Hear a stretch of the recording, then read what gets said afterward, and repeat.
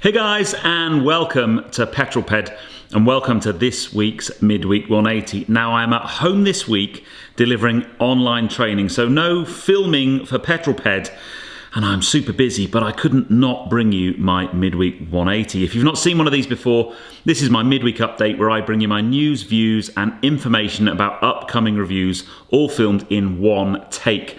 I'm going to put 180 seconds in the bottom left-hand corner of your screen, and that's it, a very simple format. So without further ado, let's get cracking with this week's Midweek 180. I have an awful lot I need to get through this evening.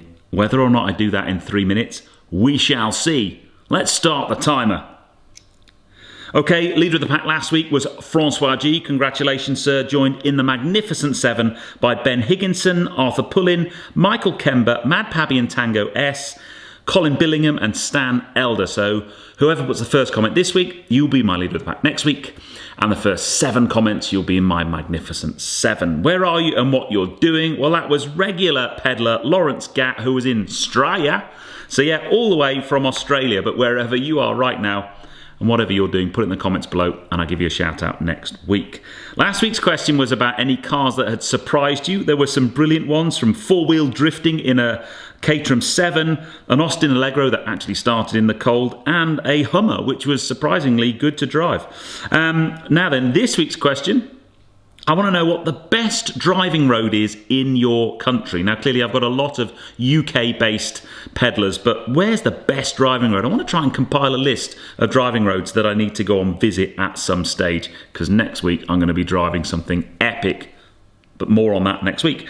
Now then, F1 this week is the Portuguese Grand Prix from Portimao. Can't wait for it to go back to that circuit. But announced we're going to get a new format in 3 races this year. We're going to have sprint races on the Saturday to form the grid for the race on the Sunday.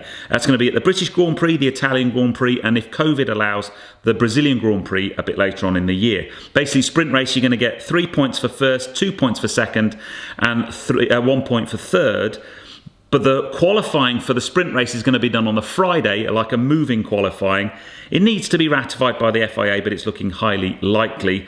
I know we've been talking about it a long time, but the teams have been basically pushing back a little bit because of the extra cost involved in running these extra 3 sprint races, so that each team is going to get $150,000 per race to cover the costs, and they're also going to have an insurance in case of any crashes and damage. So I just think that's going to spice up a Formula One weekend. Something mega. Cannot wait for that.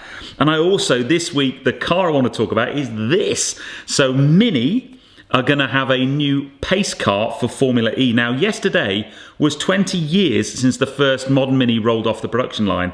They've built 5 million cars since then, but I just think this little car is amazing. And for me, Electric and JCW, the head of Mini, Bernd Kerber, recently said that was a good fit. So it looks highly likely we're going to get a performance electric Mini. And if it looks anything like that, how cool would that be? And then while we're on the subject of Mini, this Friday's video, many of you saw last Friday's video where I just did the Countryman JCW. This Friday, it's the video you've all been waiting for. It's the Countryman JCW versus my Clubman JCW, head-to-head in a number of important tests. And that, my dear peddlers, is that. And I managed to hit my time. I'm dead proud of that. Wicked.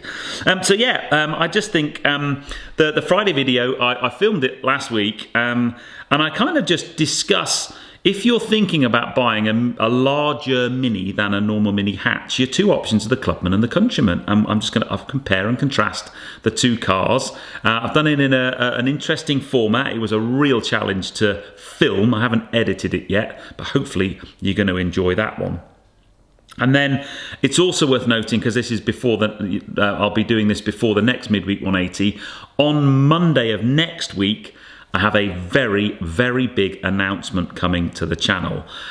I'm not going to say anything too much about it, but it's one of the biggest announcements yet in terms of Petrolped, the YouTube channel, and the kinds of content I'm going to be able to bring you. I am so excited about it, and I cannot wait to share it with you. So big announcement coming to the channel on Monday, and then actually followed by a pretty big announcement coming to the channel on Friday. So I've got a couple of really big things in the offing, lots and lots of plans. I've been invited to a couple of mega press trips today. Next week I'm on a mega press trip with Audi. Looking forward to that very much, with a very special car to share with you.